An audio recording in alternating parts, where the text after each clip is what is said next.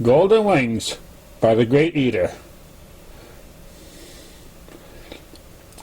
Raindrops is a mare who lived a full interest life with a close friend of Ditzy Do, as well as volunteer to various help groups in the community.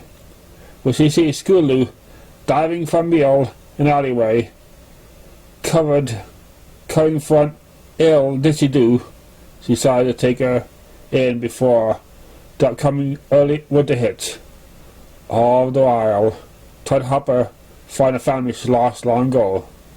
There's no love, friendship, and the healing of old wounds.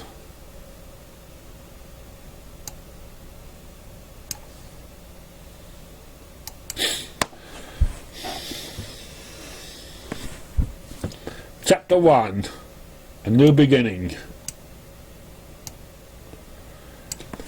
Raindrops is a mare of all trades here in Ponyville, mostly being partnered with Ditzy Do to help keep her going in the right direction, help her if she needed the various day jobs. Originally as part of the Question Equal Employment Act, disability employment laws, the guy partnered with Ditzy Do. By the time they become friends, was known more for connection with the mares than she was with other services she did for the town. This brought Raindrops to a current predicament. With Ditzy Do being seriously ill to Alicorn Parks, costs such duties affecting only unicorn and Pegasi. So I take all of Ditzy's jobs, as well as do other odd jobs that she was taking care of while in quarantine. She was lost and thought, zipping through the airspace of Ponyville, that she didn't notice strange sight beneath her. Banking on the clouds, she looked at the alleyway, seeing orange Pegasus filly dumpster diving, already having what looked like some kind of mystery pasta, with some odd stuff popping out of it, as well as a few old apple cores. The confusion sight was ended when she saw the filly turn the food before it got so. Looking at the sun's portions, she was almost noon.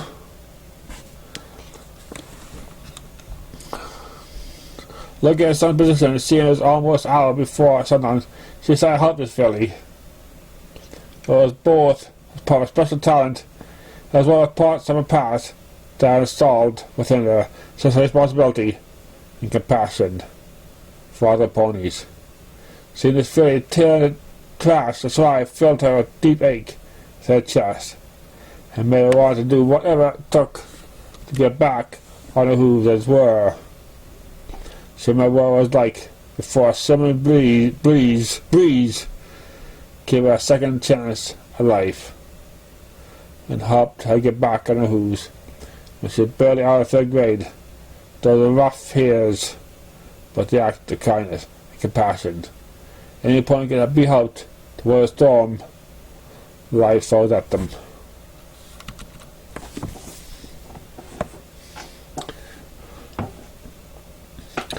That poor filly. I don't know why she's all alone, out here diving for food, but there's no way I'm gonna leave her all alone out there at all. We're gonna be having a first snowstorm drop, so that's a nightmare night in a few weeks, and I don't want to be out here in the snow, especially since Boss Mare said it's gonna be the worst spring in decades to make a flood drought we almost have all year long. I don't get how long snow's gonna be fixed a major drought, but how for that high up talking about. I got filly help, although so I don't come across a keeper, I should probably talk to her before I put my hoof in my mouth.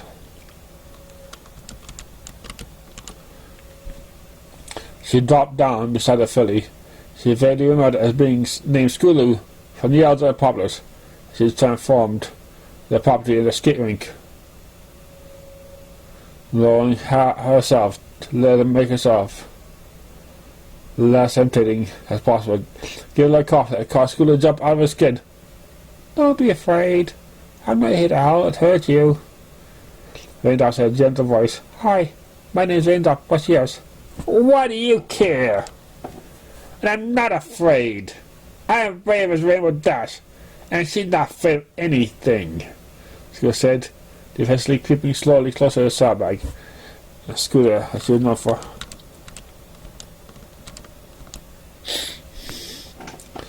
Because you look like you're in a similar situation that I was when I was probably a few years younger than yourself. I was getting an opportunity that I'm about to give you unless I miss my mark. If I have that, I'll just need to tell your parents that you're diving in dumpsters so you can watch out for that. So all I'm going to do is ask you a few questions. Either I can take you to your folks' home, be on my way, or I can give you emergency shelter till winter passes. Or until I find a stable place to stay dry. You're getting a bad snowfall in a few weeks. I wouldn't like the idea of any pony finding one place to stay for the winter. And yes, as I know,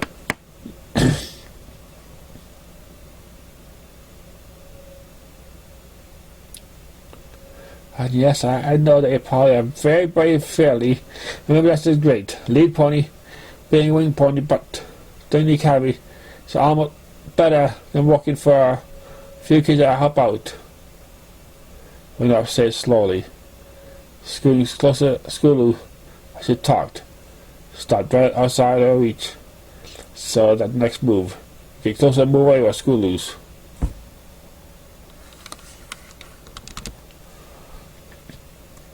Oh, please, Celestia. Not now. I know.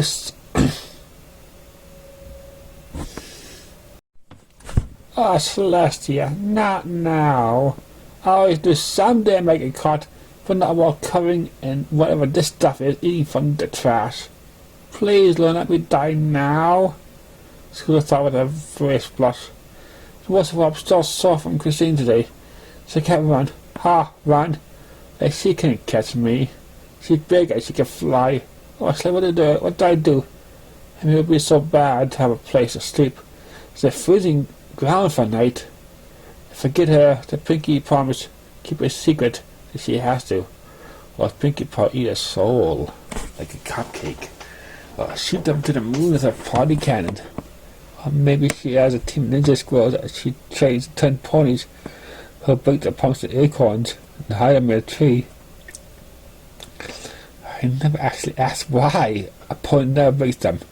But it would be bad if no pony breaks them. So I guess I have to trust her. She says. She knows him with that at least. I think I'm talking about how I ran some pony caught Pinkie Pie from a tornado. And that's only... I remember only hangs out with a good pony, so she can't be that bad. Oh, please, Princess Celestia, Luna and Twilight and Discord, for good measure, don't let this go bad for me. Just once, let things go away for change. Taking a deep breath, reading herself, for she what was about to do. She looked at Raindrops with her full force, biggest puppy dog eyes she can manage. Okay. I'll trust you, I guess. What do you want to know? Scootaloo asked wearily. Well, for starters, why are your parents? And why are you out here eating from trash instead of at home? My parents are busy at the moment. She can't see them. I got hungry on the way home, so I stopped for a bite. That's not crime, now is it? Scooter tried to riddle. Already declining situation. The worst cliche, seriously question in history. Top of case that she was looking everywhere but Raindrops. Okay, so show me where you live and where they work, so I get you home safely, and go see your parents so I could catch them up with what's going on.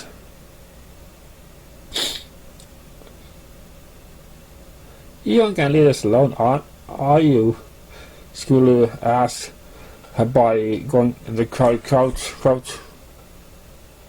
Sorry, child protection. Anything that gets laws prevent us from just taking a blind eye.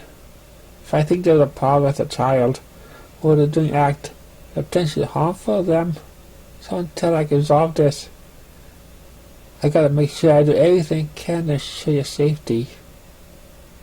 Raindrops replied, moving closer with Fluttershy like softness. So hopefully that spooks Scootaloo. Why should you care? Why should I not? Now tell the truth. Where are you folks and where do you live? You can tell me that. I can make sure you get to that place safely. And update folks on your situation. Seeing that she had no other option but to spill the beans, she took a deep breath. For she wanted Pinky to promise that I wasn't going to be told to any pony. That I wasn't going to be told to the only pony that mattered to her.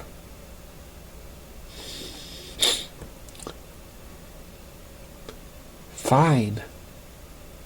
Fine, but first you have to Pinky promise that you won't tell any pony else.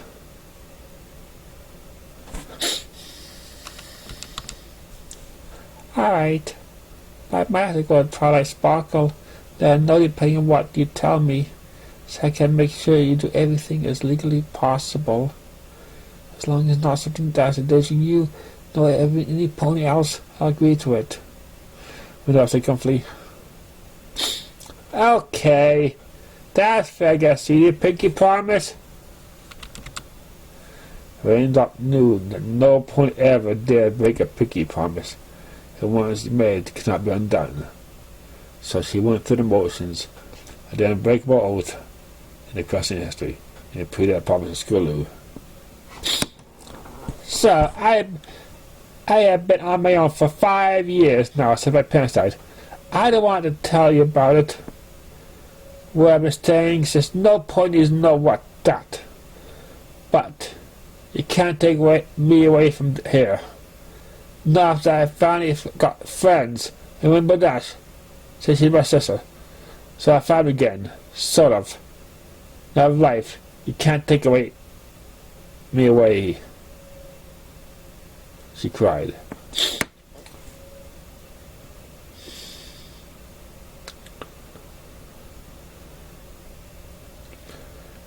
Well, I'll do my best to show you stay as close to Ponyville as possible.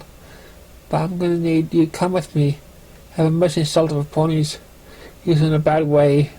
Then I'll go up to some twilight.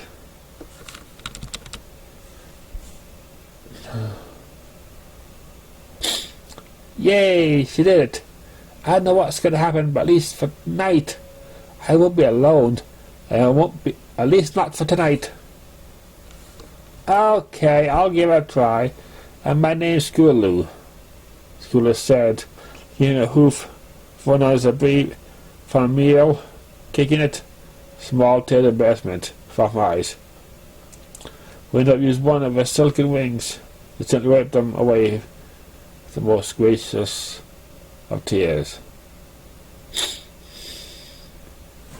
Wait, here, I'll be back as almost fast as Rainbow Dash, she said with a grin. She wasn't too. She had max wing power 12.8. Rainbow Dash was 16.5. Something she would calm Scootaloo down. One pony thing she knew was above them. Gathering compact ball of clouds, she flew down, subject to Scootaloo, turning down her face to embarrass despair by hiding her head under hooves as her body shaking in silent tears. Kate, knowing that I get found out, but to be stupidly shaken on it while my hooves are kicked in. Celestia knows what. Teach me to eat out at fancy, smashy restaurants. Raindrop came down with alligated. Cloud gave Scootaloo a quick wash her hooves face before a mushy mess of cloud in the trash. Now why don't you fly with me to my place? I'll carry your things. Scootaloo, embarrassment, and Scootaloo's face grew on a fold. She barely in a squeak. I can't fly. Oh, that's okay. It's a late bloomer, like I was. Hey, I got an idea. Why don't you climb up? I'll take you for a ride. When he got dropped into a bowl, the little filly could climb up on her. Just be careful of the wings. They're sensitive.